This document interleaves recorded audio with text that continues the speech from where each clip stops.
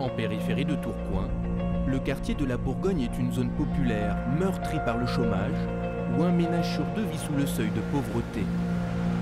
Au milieu des barres d'immeubles, l'hôpital Dron n'a que peu de remparts face aux tensions sociales qui dégénèrent parfois en violence. Et en première ligne, le service des urgences. Cela n'empêche pas pour autant Soraya de commencer sa garde avec entrain. Ça va? Ouais, ça va et toi? Salut. Salut, ça va? Ça va, c'est pas trop le bazar? Il y a du monde quand même? Oui, il y a du monde. Ouais. Ouais. Bon, on va aller voir ça alors du coup. À tout à l'heure? À 26 ans, Salut, le ça va? docteur Soraya Retiel est la plus jeune médecin du service. Elle a fini son internat ici il y a quelques semaines, réalisant ainsi son rêve, porter la tunique pourpre des urgentistes titulaires. Bonjour, je me présente, on est l'équipe de l'après-midi monsieur, c'est nous qui allons vous prendre en charge, d'accord? On va voir des gens qui ont des pathologies très graves ou beaucoup moins graves. En fait, c'est très divers en fait, dans la journée. On ne sait jamais comment est-ce qu'on va travailler.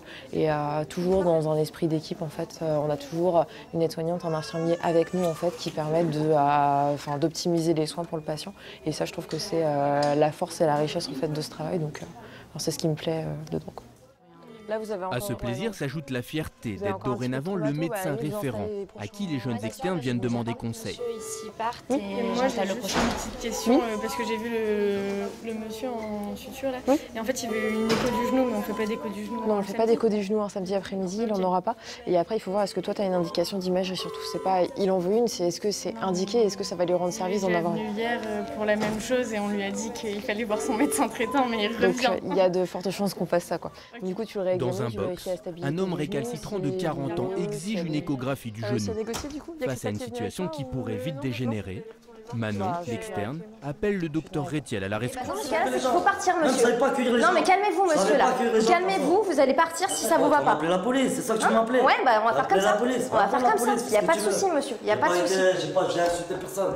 Vous pouvez crier, j'ai Bah crié là, aussi. vous êtes menaçant, monsieur. Je suis Ouais, désolée, ouais, mais vous êtes ouais. menaçant, ça va pas se passer C'est comme normal, ça. je savais pas de Là guérir les maintenant, gens. vous pouvez partir, Ouais, s'il vous c'est un plaît. problème, vous le guérissez même pas. Bah, je peux pas Guérissez même accéder pas, à votre avec, demande, je monsieur. peux nous Je ne peux détacher. pas y accéder. Vous m'envoyez faire des radiologies. Pire que Allez-y. vous, ouais. Maintenant, vous prenez la porte et vous Mais rentrez là, chez c'est. vous. Arrêtez de me Allez. dire, me prenez la porte. Ah bah Si si, j'étais votre monsieur. chien, moi. Là, vous êtes La jeune médecin agressif. fait face. Vous nous agressez là Ne pendant se la période. démonte Eh, c'est vous, et alors, vous êtes pas Avec l'aide agressif, de tout ses le monde. collègues et du vigile, l'homme est expulsé de la salle de soins.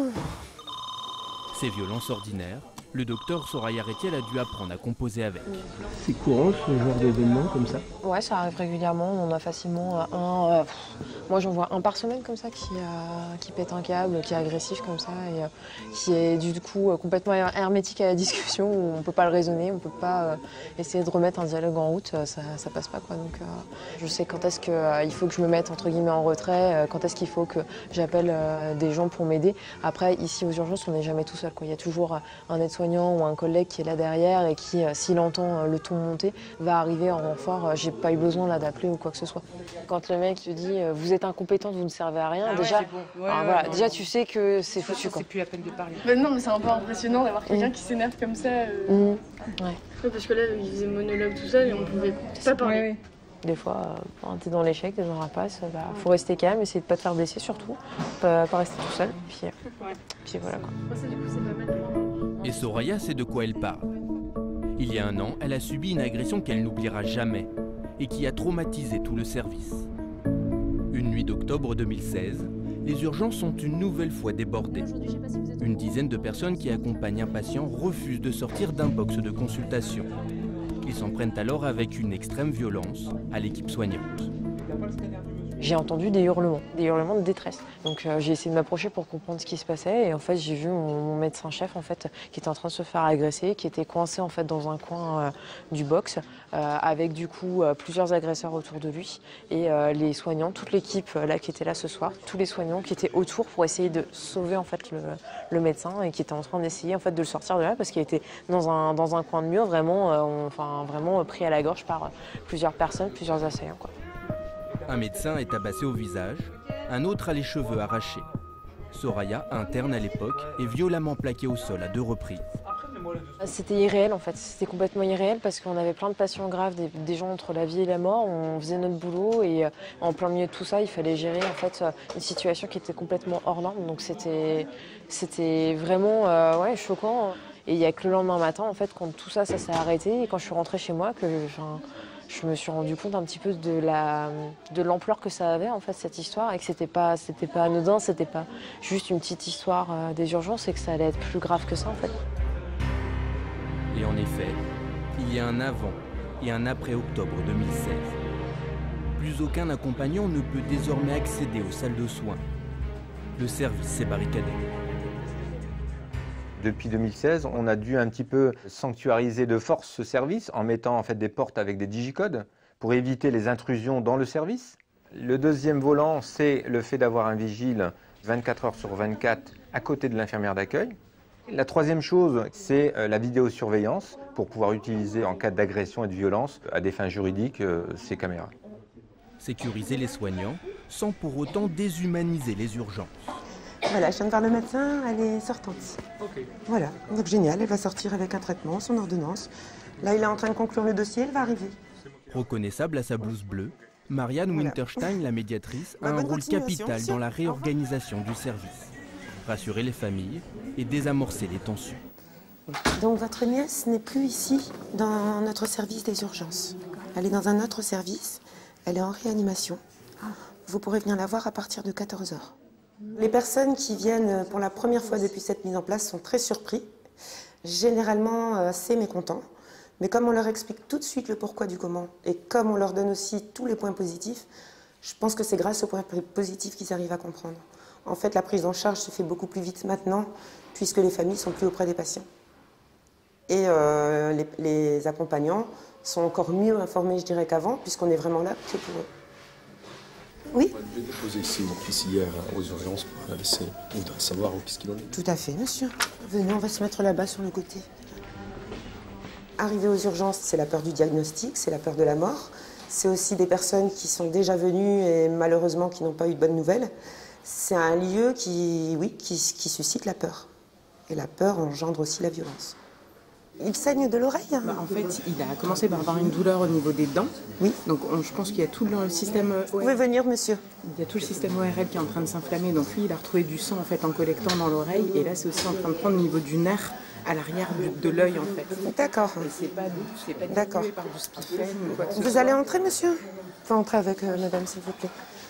L'infirmière d'accueil va arriver. Là, pour l'instant, elle est occupée. Vous pouvez vous asseoir là, monsieur. À 49 ans, Mariam est aide-soignante de formation. Elle est donc d'une aide précieuse lorsque l'infirmière d'accueil est débordée. Vous pouvez tirer votre écharpe que je regarde un peu. Vous avez chaud? Je vais aller voir si on a un brancard de libre. J'arrive, madame. Ça va aller, je suis pas bien, je suis trempée. Impossible pour Ronald de contenir sa souffrance, malgré les antibiotiques. Non, vous allez pouvoir venir avec moi, madame. Comme ça, vous allez faire son dossier d'entrée à côté. Moi, je suis la médiatrice. C'est moi qui vais vous donner des nouvelles au fur et à mesure. Bonjour monsieur, je suis le médecin. Racontez-moi.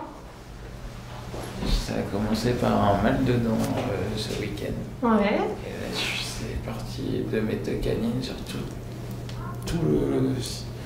la mâchoire. Ça prend le pouls et c'est en train de me remonter dans l'œil la journée. D'accord. J'ai eu du sang dans l'oreille. Est-ce que vous avez des problèmes de santé particuliers? Puis à l'heure actuelle. Non? Vous aviez eu des problèmes de santé J'ai particuliers? eu un Guillain-Barré, c'est pour ça que j'ai les dents totalement abîmées.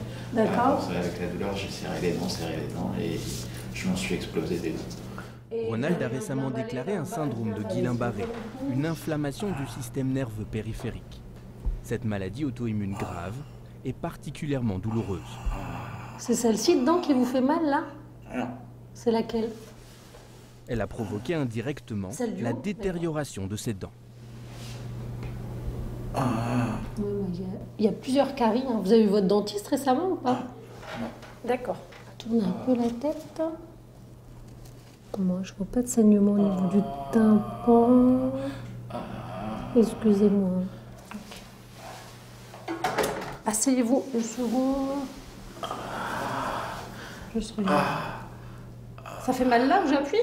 Le docteur Abdelli cherche sur Ronald des traces d'infection de la peau, appelée cellulite de face, potentiellement très grave. Bon, il n'y a pas de cellulite. Hein. Cliniquement, en fait, vous savez, des fois, les abcès de dents, ça peut diffuser à la mâchoire et puis sous la peau et dans le cou, mais là, il n'y a pas de cellulite. C'est vraiment localisé à la gencive. D'accord ? Le problème, c'est que j'ai pas de dentiste sur place. J'ai pas de stomatologue non plus, de médecin qui s'occupe de la mâchoire et des dents. D'accord ? Il va falloir que je vous envoie à Lille ou CHR. D'accord ? Un abcès dentaire, en soi, c'est pas très grave. Mais quand on se retrouve face à des patients qui ont des complications comme des cellulites de face ou des choses comme ça dues à un abcès dentaire, la prise en charge, elle se fait aux urgences. Il faut qu'ils aient un bilan biologique, un scanner et une prise en charge chirurgicale si nécessaire. Donc ça, c'est un stade au-dessus. Là, ce patient-là, c'est pas le cas du tout. Il a un abcès dentaire sans complications, donc je vais pouvoir le réorienter vers un dentiste. Une petite crise d'angoisse ou quoi que ce soit, vous appelez. Ça va aller? Bon, ça va, vous êtes costaud. Je vous dis à tout à l'heure. Depuis le début de la journée, Mariam n'en finit pas des allers-retours entre les boxes de soins et la salle d'attente. Une dame de 44 ans au profil psychologique très inquiétant vient notamment d'être amenée à l'accueil. Elle aurait tenté de poignarder un de ses fils. Ça commence. Discrètement, Mariam l'amène donc à l'écart et avertit le vigile. Bonjour madame.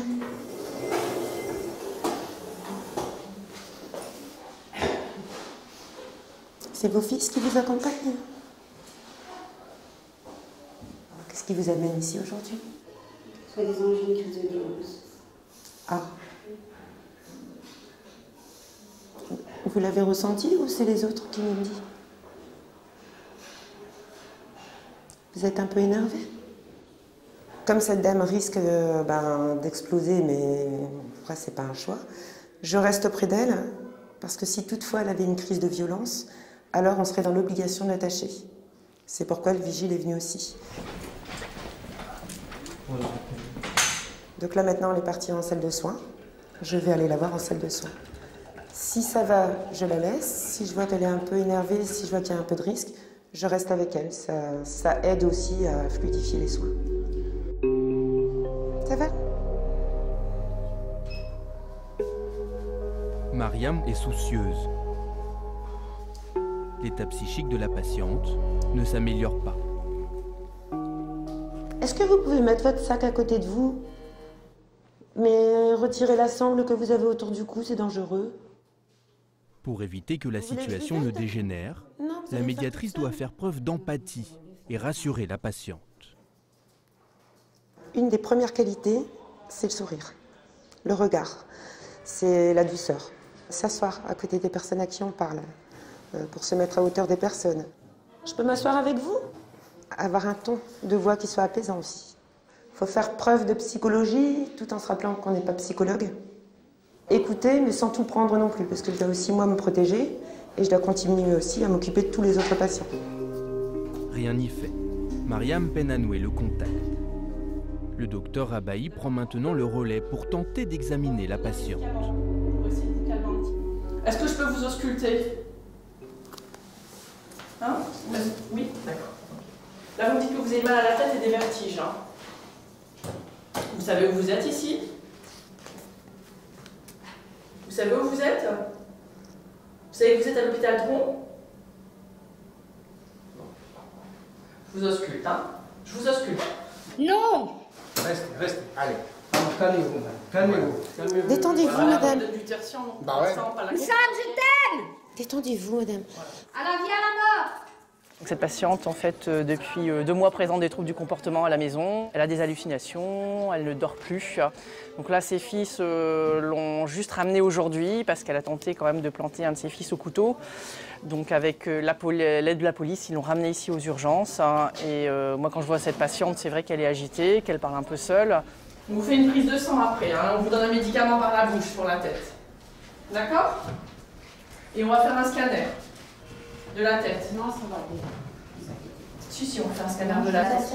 Bah, après, on dira que ça va. Hein. D'accord?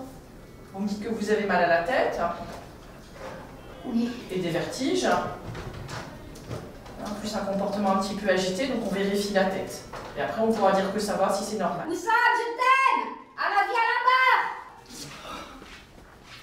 On pourrait penser qu'elle a un tableau psychiatrique pur. mais il faut être sûr qu'elle n'ait pas une tumeur cérébrale, donc il faut absolument qu'on puisse faire le scanner, d'autant plus qu'elle n'est pas connue sur le plan psychiatrique. J'espère qu'elle est calme. Non, elle n'est pas calme du tout. Elle n'est pas calme? Bonjour. Il faudrait qu'elle puisse au moins se mettre sur la table du scanner. On va faire le scanner, d'accord? Il y en a pour 2 minutes, ça va être très rapide. Malgré la prise de calmant, la patiente reste agitée. Pour réaliser le scanner, elle doit pourtant rester parfaitement immobile. Ne bougez pas. Je fais des mouvements un peu... Oh non, merde. Voilà. Ça. C'est pas fini le... Non, non, là il n'est pas fini le scanner. Faut se remettre sur le côté. Allez, venez, madame. Madame, non, non, il faut se remettre sur le scanner. Le docteur Abaï veut éviter d'attacher la patiente et d'aggraver son état psychologique. Du coup, elle décide de rester à ses côtés le temps de l'examen. Elle se couvre d'un tablier plombé pour se protéger des rayonnements. Je reste à côté de vous, hein, d'accord? Je reste à côté de vous. Ne bougez pas, ne bougez pas, ne bougez pas. C'est bien, ne bougez pas. Il faut être calme, il faut être calme, leur montrer qu'on est là pour eux. Essayer de ne pas s'agiter comme eux ils le sont. Par exemple, cette patiente, ça fait 15 jours qu'elle ne dort pas, donc elle doit être dans un état psychique assez sévère. Donc on essaye de leur donner un traitement pour les apaiser et puis leur expliquer dans le calme ce qui va se passer. Ça se passe bien, hein? Sur l'imagerie du cerveau de la patiente, les médecins recherchent des accidents vasculaires cérébraux ou des tumeurs qui pourraient expliquer ces crises de démence soudaines. C'est terminé. On y va. Voilà, madame. Vous allez revenir sur le brancard. Attendez, on va remettre. Doucement, doucement, doucement, doucement. Doucement, voilà. C'est bon. Oula. Quelle énergie, hein. On retourne aux urgences, hein. Votre scanner est normal. D'accord? On retourne aux urgences. Le scanner cérébral est normal. On n'a pas vu d'hémorragie ou de tumeur hein, qui puisse expliquer ces symptômes. Donc là, on va demander un avis psy. Reste allongé comme s'il vous plaît. Allez, reste allongé. Voilà, voici, comme vous voulez. La patiente s'agite de plus en plus. Faut pas la toucher. Pour continuer de la soigner sereinement, l'équipe doit faire un choix. L'immobiliser de force à contre-cœur ou la sédater à l'aide de puissants tranquillisants, au risque de compromettre l'examen psychiatrique à venir. Reste allongé. Et si on l'attache sans lui faire son tranxène? On y est prêt? Oui. On va l'attacher, oui. On l'attache. Ingérable sur son brancard, la patiente pourrait devenir violente envers elle-même et envers les soignants. Le médecin se résout donc à l'attacher. Non, non, non, non, ne faites pas mal, madame, ça sert à rien. C'est tout. L'infirmière psychiatre prend le relais. C'est elle qui va juger si la patiente doit être transférée dans un service spécialisé. Elle est en salle de soins 4. Donc elle sait qu'elle va vous voir. Le scanner c'était un peu compliqué, mais finalement en parlant avec elle, elle s'apaise, mais elle a des mouvements un peu brusques. Et voilà. Elle ne répond pas forcément aux questions. Voilà, je vous laisse avec. Merci. Je vais demander une évaluation pour voir un petit peu ce qu'elle pense de la situation. Et surtout, je lui ai dit que son fils acceptait une hospitalisation à la demande d'un tiers, c'est-à-dire sous contrainte pour sa maman, parce qu'il sent qu'elle est dans un état grave hein, et qu'elle a besoin de soins. Et à ce moment-là, je signerai un certificat, ce qu'on appelle un péril imminent, pour qu'elle puisse y être admise cet après-midi. La journée n'a pas été de tout repos pour les soignants, mais l'essentiel est là. La patiente quitte dans le calme les urgences pour le service psychiatrie de l'hôpital.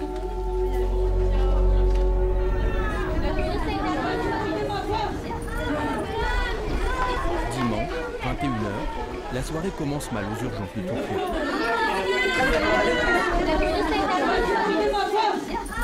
Le code 10 vient d'être déclenché. Tout le personnel est appelé à la rescousse dans le hall. Un couple alcoolisé vient de s'en prendre à l'infirmière d'accueil et de frapper le vigile. Mais étonnamment, ce sont les agresseurs qui font un scandale. collègue est parti pour allonger une personne et a dit à sa famille de rester en salle d'attente en attendant qu'elle s'occupe d'elle. Et quand elle est revenue, les gens voulaient absolument rentrer, n'ont rien voulu savoir.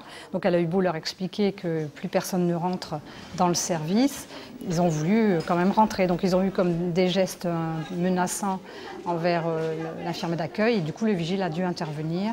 Et voilà, ça a fini en pugilat, quoi. Maman, je vais vous mettre avec votre maman, madame. Christine, l'infirmière d'accueil avec sa veste noire, tente toujours de raisonner les agresseurs. Mais leurs propos sont incohérents. Si je meurs ici, parce que on n'est pas en sécurité ici. C'est tout. Je vous dis qu'on va sauver. Il a tué mon mari, non. Il a pas. Non, mon mari. C'est ça la sécurité que vous avez de merde. C'est pas grave, là on va l'appeler la police. Rien n'y fait. Les équipes sont désemparées. Tu veux pas t'installer sur un brancard plutôt? C'est ce que je lui ai déjà demandé ça là. T'as pris l'attention tout ça? Le vigile est sonné. Il a été plaqué au sol et violemment frappé. T'as mal quelque part? Hormis là, t'as pas mal au thorax? Tu les vois plus de coups de niveau? Non. T'as mal là quand même? Je crois qu'il est encore sous le... Tu as pris des coups, quoi? Ouais, des coups de pied. Quand j'ai tombé, en fait, j'ai reçu des coups de pied. Il n'a pas de blessure grave, mais il va déposer plainte. Oui, non, de toute façon, ils n'étaient pas en état de comprendre non plus, hein. C'est ça aussi. Hein. Christine a repris son poste, mais le cœur n'y est plus. Malgré ses 8 ans d'expérience à l'accueil de nuit, elle ne comprend toujours pas comment la situation a une nouvelle fois dégénéré. En plus, tu vois, je prends hyper bien soin d'elle. Je l'accueille, elle est pas bien. Il me dit un mauvais motif, il me dit même pas le même motif. Elle-même me dit autre chose. Je lui dis, mais enfin, c'est pas grave, c'est des choses qui arrivent, tu vois, t'as vachement d'empathie et tout. Là, après, elle t'insulte de tous les noms, elle dit que c'est de ta faute et tout. Enfin, ça, j'ai ça du mal à passer. C'est pas trop dur de reprendre Si. Le fil de la soirée, parce que ça s'est passé en début de nuit, donc du coup après... C'est compliqué. C'est compliqué. On est là, on te soutient. Oui, je sais. Ça va aller. C'est très compliqué parce qu'on n'a pas choisi ce métier pour être agressé, donc... Allez, ça va aller. T'es une bonne infirmière. Ça nous touche, hein, et de reprendre, voilà, de soigner les gens, c'est difficile, quoi, après. Et bon, après, c'est tout, ça passe, et on a fait ce métier-là parce qu'on aime et parce qu'on veut soigner les gens. Donc après, c'est tout, ça reprend le dessus. Dans le service, le travail reprend comme si de rien n'était. Ou presque. La bonne humeur en moins. Malgré l'habitude de ce genre d'épisode violent, tout le monde est marqué. Hassan Moussouni, le chef de service, est blasé. Malgré toutes les mesures de prévention, rien ne change. C'est lassant, c'est pénible. Rien ne justifie la violence verbale et encore moins physique. Ça contribue au départ de médecins urgentistes vers d'autres carrières, vers d'autres secteurs où le travail est moins pénible et où ils sont surtout moins confrontés à ces situations-là, ce qui est un peu normal. Hein. Pour autant, Hassan Moussouni ne reste pas passif. Les violences ne diminuent pas, alors il forme ses équipes à se défendre. Au sein de l'hôpital Dron, une fois par mois, bonjour. Il organise un stage de self-défense en Krav Maga. Je suis saisi, si je dois mettre du PEF, bam, distance de sécurité, garde passive, je prends la fuite selon la situation. Okay, hop, je ressors. Le chef des urgences pratique le Krav Maga depuis 7 ans. En discutant avec Laurent, son professeur, il a eu l'idée d'adapter cette discipline au quotidien des soignants. Sur les dernières années, on a quand même eu des fractures chez des soignants, des blessures avec des arrêts de travail. Donc en partant de ce constat, moi l'objectif c'était de répondre à cette violence physique. Aujourd'hui on fait cette formation avec des brancardiers, des aides-soignants, des médecins. Donc l'ensemble de ces agents constitue un service d'urgence. Et le fait de faire ça tous ensemble contribue également à l'esprit de solidarité qu'on doit demander lorsque en fait, on a une situation de violence. Là, je me balade, vas-y tu m'attrapes, paf, paf, paf. C'est naturel? Non, c'est pas naturel. Allez, vas-y. Je t'attrape. D'avoir quelques techniques, ça rassure. Il y a des fois, on a des agressions physiques difficiles, donc du coup, surtout nous, filles, il faut vraiment qu'on apprenne à se protéger et à calmer le patient un maximum. Si tu fais une esquive comme tu fais, en plus tu pars du mauvais sens, tu lui laisses l'opportunité de prendre plus de vitesse parce que tu dois regarder ton agresseur. Tu dois regarder. Parce que si tu ne le regardes pas là, tu ne sais pas ce qui va arriver. On ne leur apprend pas à se battre. Il faut essayer de maîtriser sans non plus occasionner de dommages chez ces agresseurs. Alors les agresseurs parfois sont des accompagnants, mais bien souvent également des patients qui peuvent être alcoolisés, qui peuvent être sous l'emprise de drogue ou encore atteints de pathologies psychiatriques.